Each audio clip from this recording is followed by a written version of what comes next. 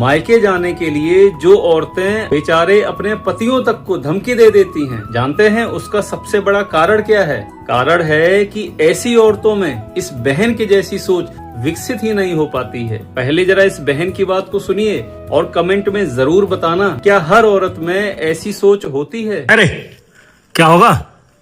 कैसे बैठे मायूस? सुनाई दे मेरी? सच कितना कड़वा हुआ है ना।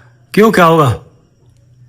हम औरतें अपने पति से लड़ेंगी, झगड़ेंगी, उसको 24 घंटे पीहरियों के धौंस देती रहेंगी।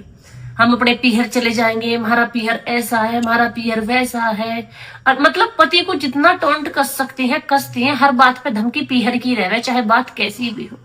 पर पीहर का एक और भी बहुत कड़वा सच है। क्या है? अगर वही लड़की ना अपने पीहर चली जावे, कोई भी 5-7 महीने रहने के लिए पति से लड़ झगड़ के, और 5-7 महीने छोड़ो, मैं तो कहूँ 1 महीने के लिए चले जावे ना, तो उसे पति की कीमत समझ में आ जावे, उसे ससुराल की कीमत समझ में आ जावे। क्योंकि वे पीहरिया जो दूर दूर से इतने बढ़िया लगे हैं ना, जब लौंडी लारी की गल कलेश हो जा रहा, अपने घर रहने चली जावे, ससुराल से बुरी दुर्गति कर दे उसकी। ऐसा क्यों? लड़की नहीं हो तो हम समझ नहीं पाओगे, जो लड़की होंगी वे समझ जाएगी।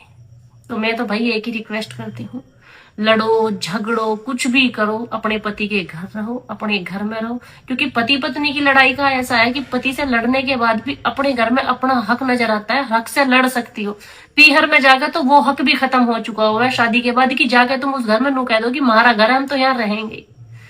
मत तन बात पे ताना मार दिया जाए, इतनी बढ़िया होती तो ससुराल में ही ना रहती, इतनी बढ़िया होती तो आदमी के दौरे ही ना रहती, आदमी ने काहे को फेंक रखी यहाँ।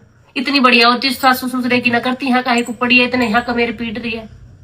घर के तो घर के, बाहर के भी डटना भारी कर दे।